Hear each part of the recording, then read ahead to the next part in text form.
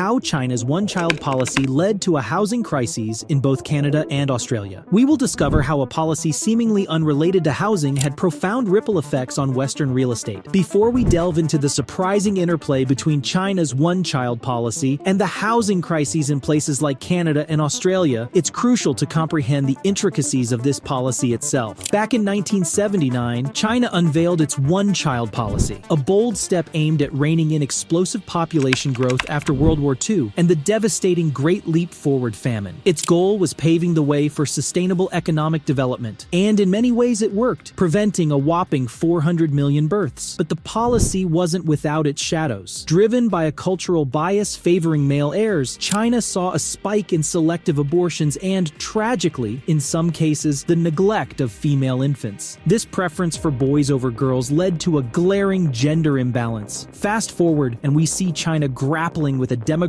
double-edged sword, an aging population and a shrinking workforce, spelling economic challenges ahead. On the flip side, families now focused on a single child poured resources into education, possibly fueling China's rapid economic rise. But with this came the emergence of little emperors, sole kids shouldering heavy societal and familial expectations. China, ever adaptive, began tweaking its policy, introducing exceptions in the 2000s. Then, by 2015, they switched gears to the two-child policy, worried about their graying populace. And in 2021, the three-child policy made headlines, underscoring China's ongoing mission to recalibrate its demographic landscape. You're probably pondering, what does a policy from China have to do with the global housing scene, especially in the West? The connection might surprise you. It's deeply intertwined with Western economies. Stay with us as we unravel this intriguing link. But first, if you find our content insightful, please give us a thumbs up and don't forget to subscribe for more enlightening discussions. From 2015 to 2021, both Canada and Australia's housing markets underwent transformative changes, impacting not only their economic landscapes, but also the daily lives of their citizens. In Canada, the figures tell a story of exponential growth. By December 2020, the average home price had catapulted to an eye-watering 607,280 Canadian dollars. This wasn't just a minor blip either. The evidence of this surge could be seen in the record-breaking national home sales in 2020, which exceeded the previous year's figures by an impressive 12%. However, with this explosive growth came a slew of complications. Iconic cities like Vancouver and Toronto, previously known for their allure and promise, faced daunting affordability crises. Potential homeowners, especially those from younger generations, found the goalpost for homeownership constantly moving out of their reach. In a related trend, Canadians, eager to own homes amidst soaring prices, found themselves locked into larger mortgages. This, unfortunately, elevated household debt levels to precarious heights. The rental sector echoed these challenges. Prices shot up, leaving many tenants allocating an uncomfortably significant portion of their earnings just to keep a roof over their heads. The consequences of this market frenzy rippled through urban centers. As gentrification became more prevalent, long-standing communities were uprooted, and the character of neighborhoods evolved. Amidst growing concerns of an economic bubble and its potential catastrophic aftermath, both federal and provincial governments scrambled, introducing measures such as foreign buyer taxes and mortgage stress tests in a bid to temper the heated market. Similarly, Australia's narrative during this period mirrors Canada's in many ways, with its own unique challenges. Cities like Sydney and Melbourne, traditionally considered the crown jewels of Australian urban living, witnessed accelerated property value growth. The Reserve Bank of Australia's strategy of preserving record-low interest rates, though designed to invigorate the economy, had the unintended consequence of enticing many Australians into borrowing. This increased housing demand considerably. Compounding the situation was a persistent deficiency in housing supply, especially in the bustling urban centers, which further fueled the price escalation. Consequently, the cherished Australian dream of homeownership seemed increasingly distant for many, especially those attempting to enter the market for the first time. This environment of easily accessible borrowing, coupled with skyrocketing prices, led to another alarming trend. A significant portion of Australians now bore the brunt of large mortgages, propelling household debt to unsettling levels. As in Canada, renters in Australia were not insulated from these market dynamics. Many found themselves burdened by rising rents, with a significant chunk of their incomes being funneled directly into housing costs. This evolving scenario created a discernible socio-economic chasm, where property owners saw their net worth soar, while a significant portion of the population grappled with increasing financial challenges. Sensing the potential ramifications ramifications and the economy's heavy reliance on the housing sector, Australian policymakers introduced a medley of corrective measures, from lending restrictions to special initiatives for first-time homebuyers and strategies to boost housing supply. For those seeking a comprehensive snapshot of Australia's current housing predicament, data and analyses from 2023 onward would offer the clearest insights. Many of you might immediately attribute this to the effects of COVID-19 or the Russia-Ukraine situation. While it's true that these events did drive up the cost of commodities and goods, they aren't directly tied to the housing crisis we're discussing. In the early 21st century, China's skyrocketing economy and its one-child policy created a unique phenomenon in the global housing market. Here's what happened. As China grew economically, many families saw their wealth multiply. But thanks to the one-child policy, that wealth often landed in the hands of just one heir. This concentrated affluence meant many young Chinese, wary of their own country's authoritative government, sought safer investments abroad. They turned their eyes to countries like Canada and Australia, known for their friendly immigration policies. But here's the twist. Since many of these rich young individuals inherited their wealth, they weren't always savvy with their investments. They frequently paid more than a property's worth, driving up housing prices in those regions. So if you've ever wondered why housing prices surged in certain countries, you can look eastward to China's remarkable growth and its societal policies for a piece of the puzzle. This explanation may raise some eyebrows. I understand the skepticism, but hear me out. The Canadian government has recently put the brakes on foreigners purchasing property in their homeland. Now,